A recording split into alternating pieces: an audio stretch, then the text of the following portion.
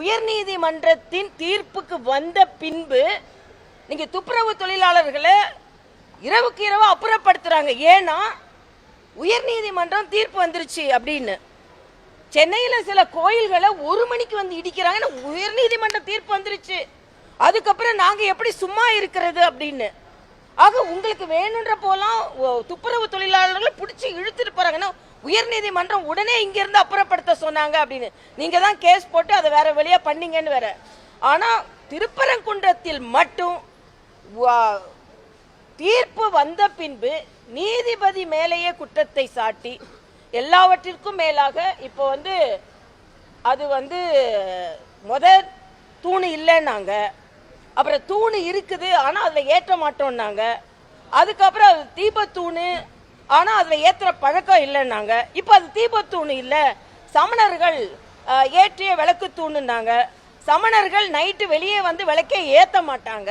அதுக்கப்புறம் இப்ப இன்னைக்கு அது சிக்கந்தர் அவங்களோட தூணு அப்படின்றாங்க. இப்ப அந்த தூணே உங்களுக்கு உரிமையா அப்படின்னு கேக்குறாங்க.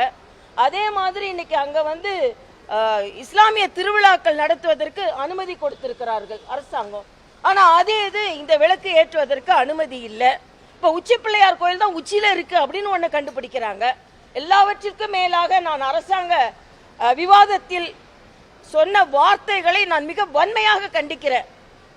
முருகனுக்கு 2 வாழ்க்கை இருக்கும் பொழுது 2 விளக்கு ஏத்துறது எதுக்கு அப்படின்னு 2 விளக்கு ஏத்தணுமானா சில பேர் 2 வாழ்க்கைகள் அவங்க எப்படி வாழ்ந்தார்கள் என்ற அரசியல் தலைவர்கள் எல்லாம் நம்ம சொல்ல போனா அப்புறம் எப்படி ஒரு பெண்ணா இருந்து என்னால சொல்ல முடியாது. என்ன வாதிடுறீங்க? அப்புறம் இன்னைக்கு அது விளக்கு தூணி எங்களுக்கு இது இந்துக்களுக்கே சொந்தமானது இல்லை, அது அவங்க வக்ஃபோர்டுக்கு சொந்தமானதா இருக்கக்கூடும் அப்படின்ற ஒரு வாதத்தை வைக்கிறீங்க. அதே மாதிரி பக்கத்துல சென்னை விமான நிலையத்தில் ஹஜ் யாத்திரிகர்களுக்கு மக்கள் வரி பணத்துல கட்டடம் கட்டுறீங்க, கிறிஸ்துமஸ் விழாக்கள்ல கலந்து கொள்கிறீங்க. ஆனா இந்துக்களை மட்டும் நிந்திக்க வேணும். ஒருவர் உயிரிழந்திருக்கிறார், இதுக்கு ஸ்டாலின் என்ன பதில் சொல்கிறார்னு கேட்கிறேன். ஆக இந்துக்களின் உணர்வை தொடர்ந்து புண்படுத்துறாங்க.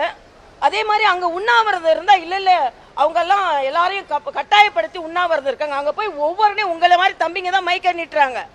அதுல ஒருவர் கூட பாஜக இந்து முன்னணியை சார்ந்தவங்க கிடையாது. உட்கார்ந்து இருந்த 50 பேரும் ஒரு அம்மா சொல்றாங்க அங்க விளக்கு ஏத்துறது நான் என் கண்ணால பார்க்கணும் சாவறதுக்கு முன்னாலன்றாங்க.